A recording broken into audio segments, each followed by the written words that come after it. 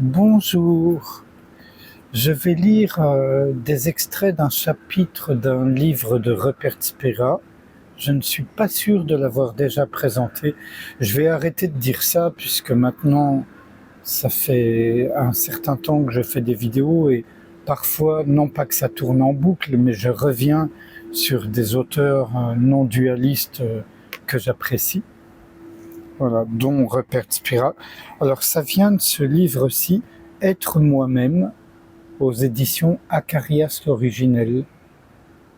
Pour Rupert, c'est un petit livre, puisqu'il fait à peine 150 pages.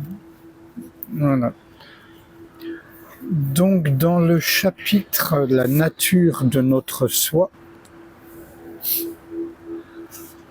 toute expérience surgit en nous, la conscience. Nous sommes semblables à un écran conscient sur lequel se déroule le film de l'expérience et grâce auquel ce film est connu. De même que l'écran n'apparaît jamais comme un objet dans le film, nous n'apparaissons jamais comme un objet dans ou de l'expérience. Nous ne pouvons jamais nous trouver ou nous connaître en tant que pensée, image, sentiment, sensation ou perception. Et de même que l'écran n'est ni séparé du film ni limité par lui, nous ne sommes pas séparés de l'expérience, pas plus qu'elle ne nous limite ou ne nous conditionne. Nous sommes l'écran conscient sans couleur, illimité et inconditionné, sur lequel se déroule toute expérience, grâce auquel toute expérience est connue et dont toute expérience est ultimement constituée. Toute expérience est faite de notre soi, mais ce dernier n'est pas fait d'une expérience particulière. L'expérience correspond à l'activité de la conscience. Cette conscience n'est pas une conscience spirituelle, métaphysique ou éveillée à laquelle seules des personnes très spéciales ont le privilège d'accéder. Il s'agit de la conscience ordinaire, intime et familière qui permet à chacun de nous d'être, à tout instant, conscient de son expérience, et c'est à elle que nous faisons référence lorsque nous disons « je » ou « moi-même ».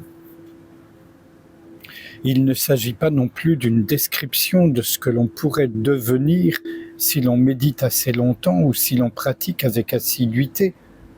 Il s'agit simplement de la tentative, dans les limites du langage, de décrire ou d'évoquer la présence de la conscience telle qu'elle est maintenant et telle qu'elle a toujours été, intimement une avec toute expérience, sans pour autant en partager les caractéristiques.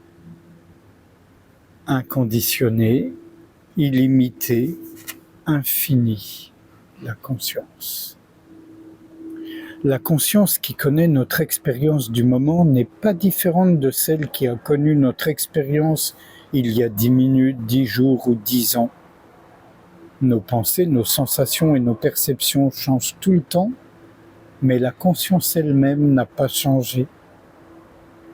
Quand nous étions enfants, nous avions regardé l'océan et nous avions dit « je vois l'eau ». Aujourd'hui, nous regardons autour de nous et nous disons « je vois la pièce ». L'eau et la pièce sont différentes, mais la conscience qui a perçu l'eau à l'époque et qui perçoit la pièce aujourd'hui est la même. Au cours de l'aventure de notre vie, nous n'avons ni changé ni vieilli. Nous restons dans le même état originel et sans âge. Jamais rien n'arrive à la conscience. Elle n'est jamais modifiée, altérée ou atteinte par l'expérience, de même qu'un écran n'est jamais entaché ou terni par le contenu d'un film. La conscience reste toujours dans le même état de transparence, de luminosité, de vastitude et d'accueil.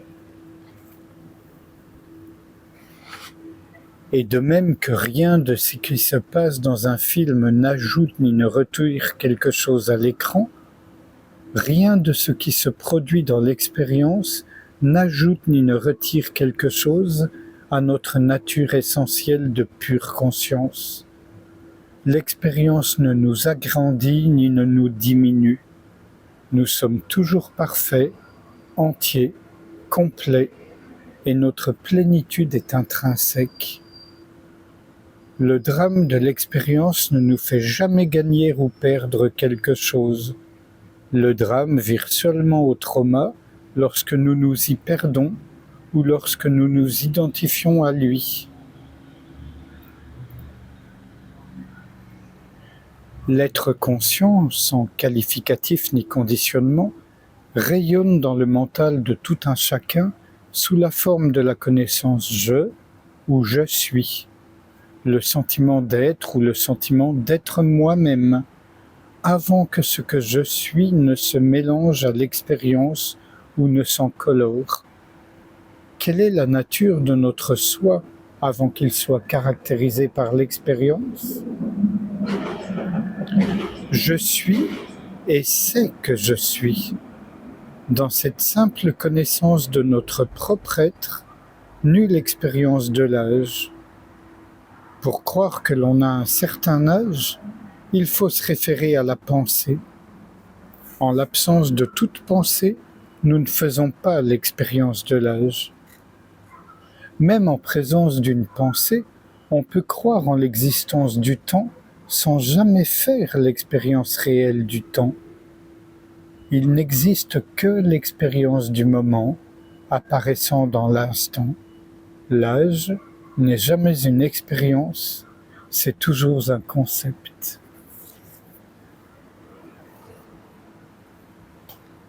Et sans réfléchir à ce qui vient d'être lu, je vous invite à passer un moment ensemble en silence, à simplement ne pas s'impliquer dans tout ce qui se présente, et quand on ne s'implique pas, tout ce qui demeure, c'est l'esprit originel, la conscience, pure, nue, inconditionnée, illimitée.